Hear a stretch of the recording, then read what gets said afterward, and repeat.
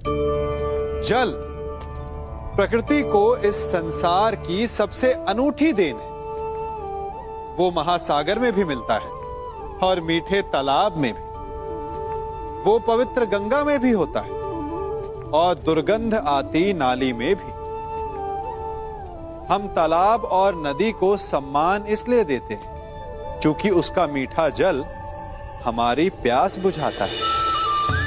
परंतु सागर का जल पीने योग्य नहीं होता, इसीलिए कभी कभी हम उसे उतना महत्व नहीं देते और नाली के जल को हम हे दृष्टि से देखते हैं। तो क्या ये उचित है? हमारे संबंध भी इसी जल की भांति होते हैं। जिस संबंध से हमें लाभ ना हो उससे हम दूर हो जाते हैं। कभी ईर्ष्या के कारण, कभी अहंकार के कारण उस संबंध को तोड़ देते हैं। तो क्या संबंध को तोड़ देना उचित है? तनिक विचार कीजिए। माना कि सागर का जल फसल नहीं दे सकता, परंतु मोती तो देता है। माना कि नाली का गंदा जल हमें किसी भी कार्य के लिए उपयुक्त ना लगे, परंतु वो भी कहीं लगी अग्नि को बुझा सकता है। ठीक इसी प्रकार प्रत्येक संबंध कहीं ना कहीं किसी न किसी परिस्थिति में उपयोगी हो सकता है। बड़ी विकट समस्या है।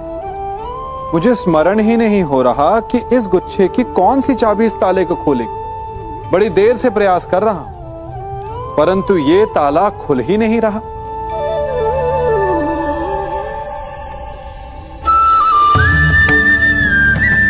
ऐसी परिस्थिति में आप क्या करेंगे?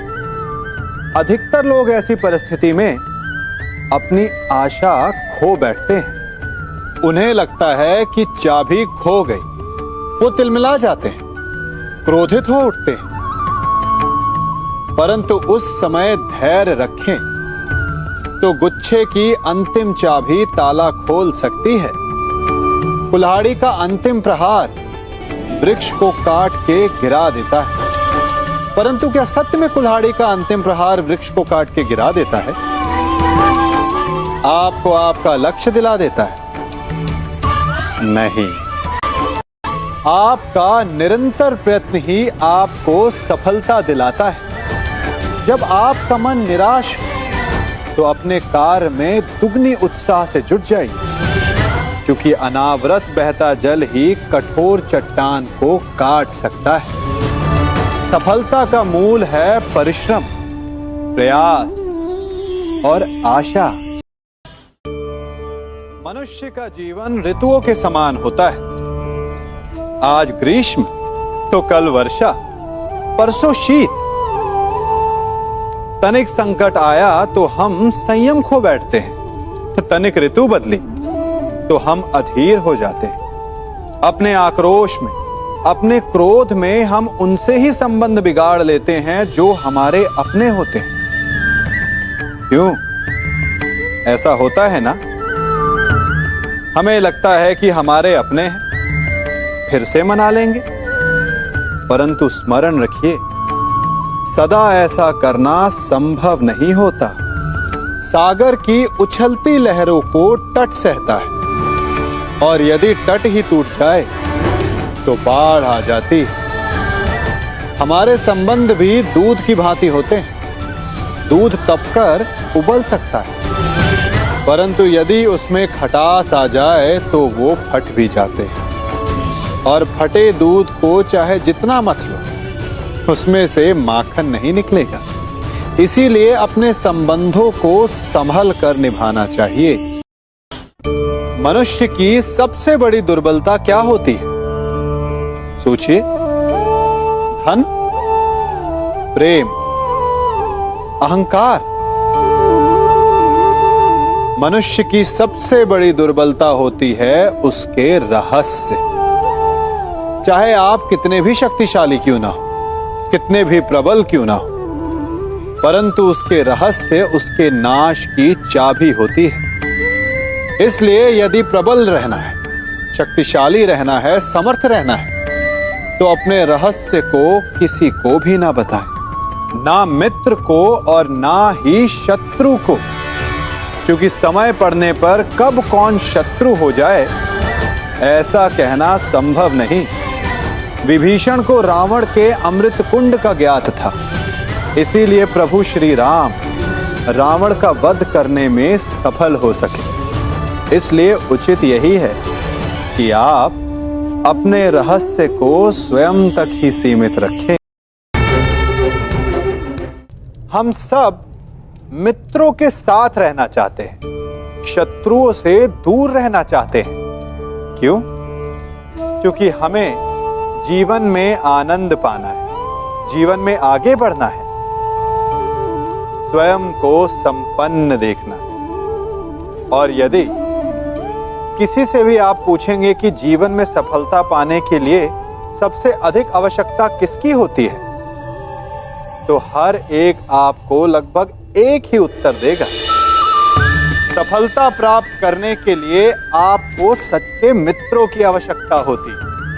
परंतु यदि आपको और अधिक सफल होना है तो आपको केवल मित्रों की नहीं, शत्रु की अधिक आवश्यकता है। अब आप कहेंगे, ये मैंने कैसी बात कर दी? तनिक स्वयं सोचिए। जब भी संकट आता है तो मित्र क्या करते हैं? आपकी सहायता करने के लिए आपके साथ खड़े हो जाते हैं, और संकट के समय में शत्रु और बड़ा संकट बनकर हमारे समक्ष खड़े हो जाते हैं। मित्र हमें सहायता देते हैं, अपनी शक्ति देते हैं, परंतु शत्रु आपके भीतर छिपी शक्ति को बाहर लाता है, आपको और अधिक बलवान बनाता है।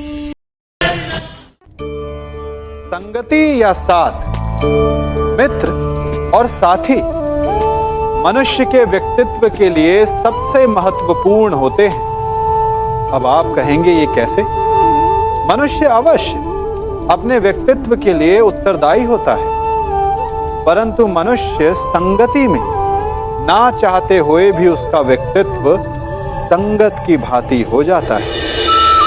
इन पात्रों को देख रहे हैं, मध्य में जल रखा है, इसमें दूध है और इसमें मलिन कीचड़ रखा है। यदि मैं इस जल को इस दूध में मिलाता हूं तो ये जल दूध बन जाता है, और यदि इसी जल को इस मलिन कीचड़ में मिलाता हूं तो क्या हुआ? ये जल कीचड़ बन गया। ऐसी कोई युक्ति नहीं कि जल बिना घुले मिले दूध या कीचड़ में अपना अस्तित्व बनाए रखे या उनसे अलग रहे।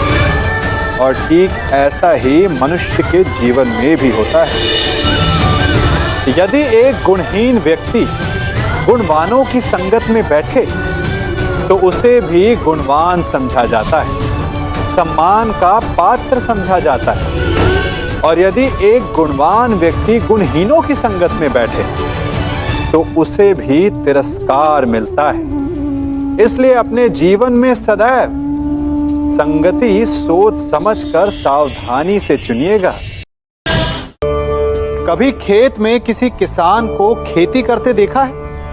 वो उसे सींचता है, उसे जोतता है, पशु पक्षियों से खेत की फसल की रक्षा करता है, परंतु एक बात का वो सबसे विशेष ध्यान रखता है कि कहीं खेत में खरपतवार ना उग जाए, क्योंकि एक खरपतवार खेत की सारी फसल को नष्ट कर सकती है।